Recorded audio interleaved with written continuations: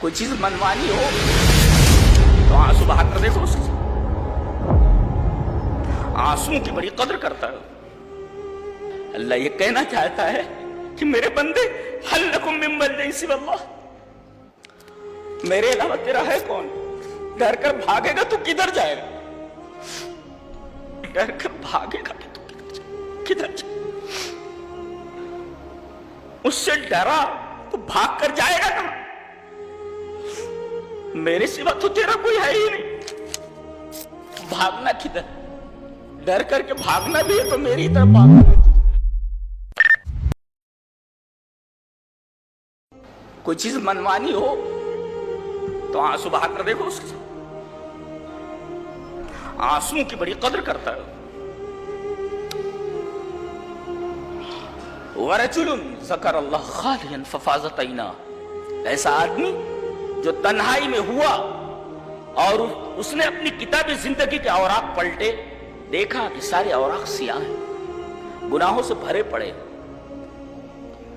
اور رو پڑا۔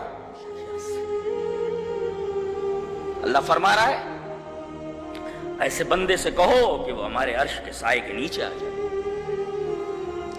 وَرَجُلٌ ذَكَرَ اللَّهَ خَالِيًا فَفَاضَتْ عَيْنَاهُ،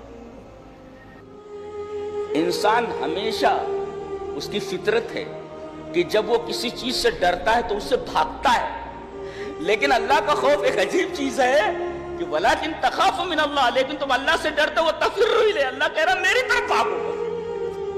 یہ عجیب بات نہیں؟ آدمی جب کسی چیز سے ڈرتا ہے تو اس سے بھاگتا ہے۔ الانسان دائما عندما يخاف من شيء يفر منه، آدمی جب کسی چیز سے ڈرتا ہے تو اسے بھاگتا ہے، اور اللہ کہہ رہا مجھ سے ڈرو اور پھر کہہ رہا میری طرف بھاگو۔ کیا مطلب؟ یعنی یہ عجیب و غریب قسم کا خوف ہے کہ اس سے ڈرو بھی اور بھاگو بھی۔ کیا کہنا چاہتا ہے اللہ؟ اللہ یہ کہنا چاہتا ہے کہ میرے بندے حل لکم من ملجأ سوی اللہ، میرے علاوہ تیرا ہے کون؟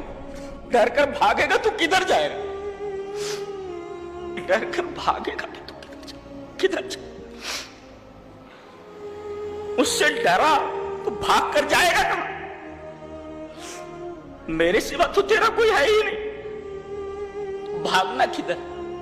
ڈر کر کے بھاگنا بھی ہے تو میری طرف بھاگنا ہے۔ حل لکم من ملجأ سوی اللہ، میرے علاوہ تیرا ہے کون؟ ڈر کر کے بھاگے گا بھی تو کدھر بھاگے گا؟ میری طرف بھاگے گا۔ هذا هو المعنى العجيب في ففروا الى الله، مفسر کہتا ہے کہ یہ عجیب و غریب معنی ہے ففروا الى الله، کہ ایک جگہ بولتا ہے مجھ سے ڈرو اور ایک دفعہ کہتا ہے کہ میری طرف بھاگو۔ ارے بھائی جس سے کوئی ڈرتا ہے اسے بھاگتا ہے، اس کی طرف بھاگتا کہاں؟ اس سے بھاگتا ہے، اس کی طرف نہیں بھاگتا۔ یہ اللہ تبارک و تعالیٰ کا عجیب و غریب جملہ ہے، یہ هو المعنى العجيب في ففروا الى الله، یہ اللہ کی طرف بھاگو، مجھ سے ڈرو میری طرف بھاگو۔ کیا کہہ رہے ہیں؟ کتنا پیار ہے اللہ کو اپنے بندوں سے، تم مجھ سے ڈرو، لیکن جب مصیبتوں سے بھاگنا ہے تو کہاں بھاگ کر جاؤ گے؟ میرے سوا تمہارا ہے کون؟ میری طرف بھاگو۔ حل لکم من ملجأ سوی اللہ، اللہ کے علاوہ میرے علاوہ تمہارا ہے کون؟ تو گناہ ہو جائیں تو بھاگنا کس طرف ہے؟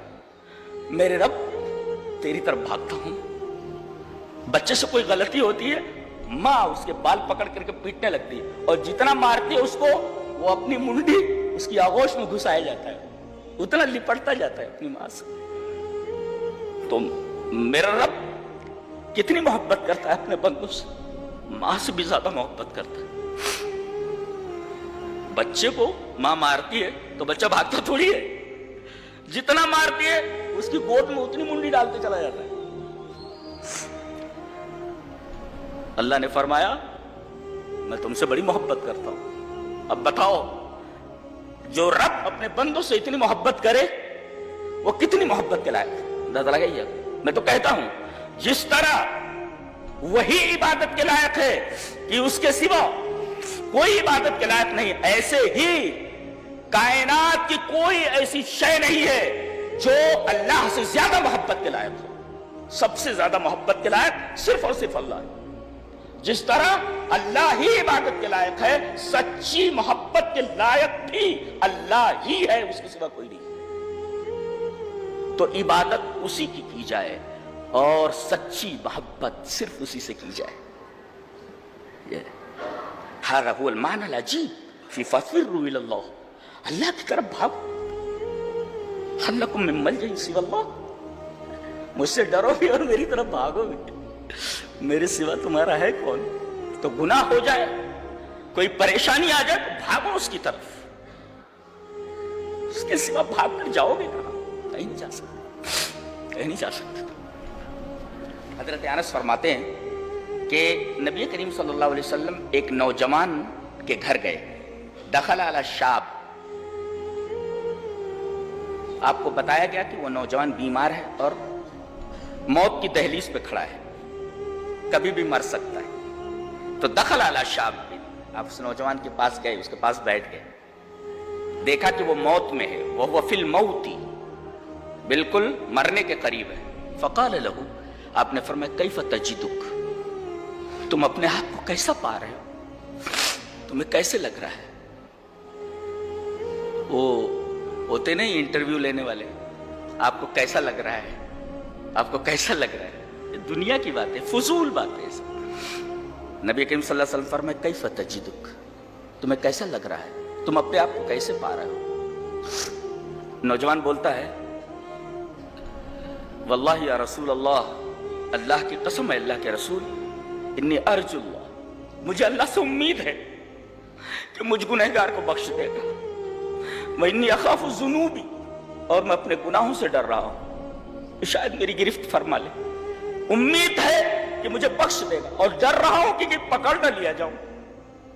تو ایک تو اللہ سے امید ہے مجھے کہ مجھے بخش دے گا وہ میرے گناہوں، اس لیے کہ وہ بہت زیادہ محبت کرتا ہے بندوں سے، تو مجھے معاف کر دے گا. انی ارجو اللہ، اللہ سے امید ہے مجھے کہ مجھے معاف کر دے گا. وانی اخاف الذنوب، اور میں اپنے گناہوں سے ڈرتا ہوں. تو ایک طرف امید ہے بخشش کی اور دوسری طرف اپنے گناہوں کا ڈر ہے. نبی کریم صلی اللہ علیہ وسلم نے فرمایا، بڑی پیاری بات ہے، لا یجتمعان فی قلب عبد فی مثل هذا الموت، ایسے مقام پر، جس مقام پر تو کھڑا ہے کہ اب دنیا سے جانے والا ہے، ایسی جگہ اللہ تبارک و تعالی اگر کسی بندے کے اندر دو چیزیں جمع کر دے، امید اللہ سے اور دوسرے اس کے گناہوں کا خوف، تو آتاہ اللہ مما یرجو، جو وہ امید کر رہا ہے اللہ اس کو دے دے گا. وآمنہ مما یخاف، اور جس چیز سے ڈر رہا ہے اللہ اس سے امان دے دے گا. اللہ اکبر. تو دعا یہ کرو کہ اللہ اگر موت دے تو اس نوجوان کی طرح موت دے، کہ اللہ سے بخشش کی امید ہو. انی ارجو اللہ، کہ اللہ مجھے معاف کر دے گا میرے لاکھوں ہزاروں گناہوں کے باوجود. اللہ سے کبھی نا امید نہیں ہونا ہے، اس کی رحمت سے کبھی مایوس نہیں ہونا ہے. اگر کوئی آدمی دنیا بھر کے گناہ کر لے اور یہ کہے کہ اتنے گناہ کر لیے ہیں میں تو جہنم میں ہی چلا جاؤں گا، میں بخشا نہیں جاؤں گا، یہ اللہ تبارک و تعالیٰ کی رحمت کی توہین ہے. اللہ کی رحمت کی توہین نہیں، اس لیے کہ اللہ تبارک و تعالیٰ کی رحمت تمام گناہ، تمہارے گناہ کتنے بھی بڑھ جائیں اللہ کی رحمت سے بڑے نہیں ہو سکتے، وسیع نہیں ہو سکتے. لہذا اللہ تبارک و تعالیٰ کی رحمت سے مایوس ہونے کا کوئی سوال ہی پیدا نہیں ہوتا. تو اللہ سے امید ہو، دعا کرو کہ یہ دونوں چیزیں موت کے وقت نصیب ہوں، جیسے اس نوجوان کو نصیب ہوئی اور نبی کریم صلی اللہ علیہ وسلم نے اس کو خوشخبری سنائی.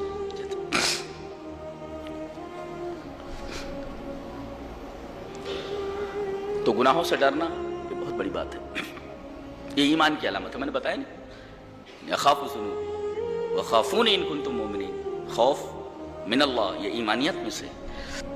کہ نبی اکرم صلی اللہ علیہ وسلم نے ارشاد فرمایا کہ دو آنکھیں ایسی ہیں، دو آنکھیں کہ ان کو آگ چھو بھی نہیں سکتی، ان کو آگ چھو نہیں سکتی. دو آنکھیں ایسی ہیں، ایک آنکھ عین بکت من خشیت اللہ، وہ آنکھ کہ اللہ کے ڈر سے اس سے آنسو نکل پڑے، عین بکت من خشیت اللہ. اللہ تبارک و تعالیٰ کے ڈر سے جو آنکھ بہہ پڑے اس آنکھ کو آگ نہیں چھو سکتی. میں نے بتایا تھا نا کہ اللہ تبارک و تعالیٰ کو ایک تو اپنی تعریف بہت پسند ہے اور دوسرے بندوں کی آنکھوں سے نکلتا ہوا آنسو اسے بہت پسند.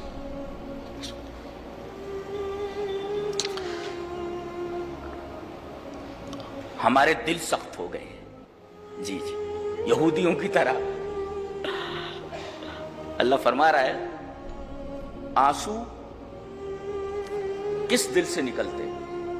اس لیے کہ دل جب ڈرتا ہے یا دل میں رب تعالیٰ کی تعظیم ہوتی ہے، عظمت الخالق یا رب تعالیٰ کی محبت یا حقیقت کو جان لینا، اس کے بعد آنسو نکلتے ہیں۔ یہ کب نکلتے ہیں؟ جب دل جو ہے نرم ہو۔ اگر سخت ہو جائے، اللہ نے فرمایا ثم قست قلوبکم من بعد ذلك فہی کالحجارہ او اشد قسوہ۔ یہ دل تو ہے تو بڑا نرم سا ایک لوتھڑا گوشت کا، مگر یہ جب سختی پر آ جائے، سخت ہونے پر آ جائے تو یہ پتھر تو کیا، پتھر سے بھی زیادہ سخت ہو جاتا ہے۔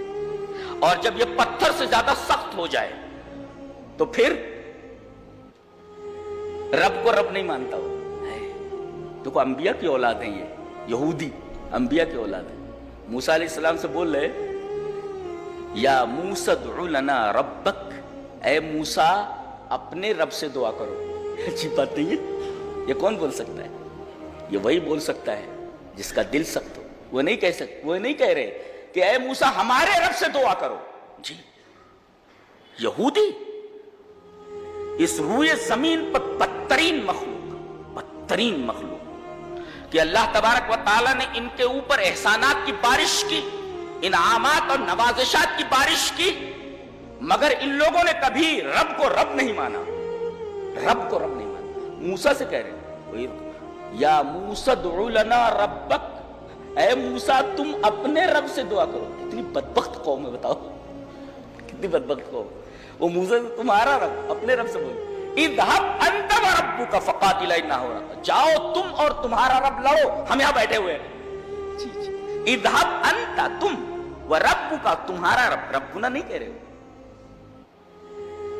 تو بڑے خوش نصیب ہیں آپ کہ جب آپ کہتے ہیں غیر المغضوب علیہم ولا الضالین، میرے رب ہمیں مغضوب علیہم کا راستہ نہیں چاہیے۔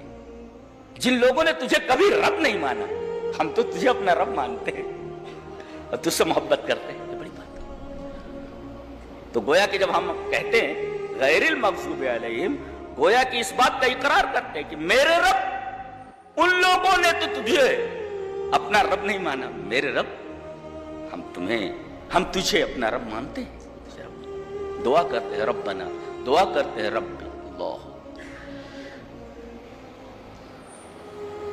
تو ایک تو وہ آنکھ بکت من خشیت اللہ، اللہ کے خوف سے رو پڑے، اور دوسرے وعین باتت تحرس فی سبیل اللہ، سرحد کے اوپر، مسلمانوں کی سرحد کے اوپر جو آنکھیں جاگ کر اس کی حفاظت کریں، بارڈر کی حفاظت کریں، ایسی آنکھیں جو جاگ کر حفاظت کریں، وہ بھی آگ انہیں مس نہیں کر سکتی، آگ انہیں چھو نہیں سکتی۔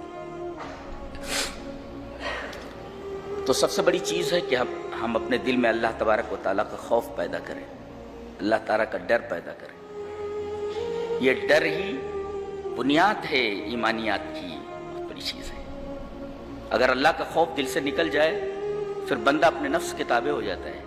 اسی وجہ سے نفس کو اور خوف کو ایک جگہ لایا گیا ہے۔ دیکھیں وَأَمَّا مَنْ خَافَ مَقَامَ رَبِّهِ وَنَهَى النَّفْسَ عَنِ الْهَوَىٰ، دیکھ رہے ہیں آپ، خوف اور نفس کو ایک ساتھ لایا گیا ہے۔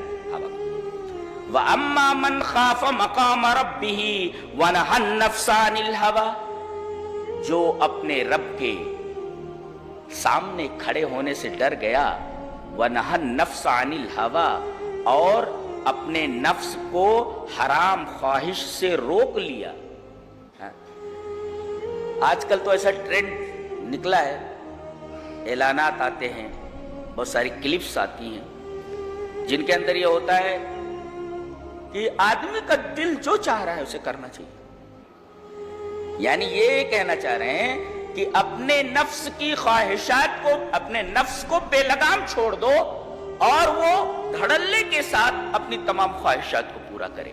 یہاں دیکھ رہے ہیں کہ جو اللہ کے ڈر سے اپنے نفس کو حرام خواہشات سے روک لے، فَإِنَّ الْجَنَّةَ هِيَ الْمَأْوَىٰ، جنت اس کا ٹھکانہ ہے.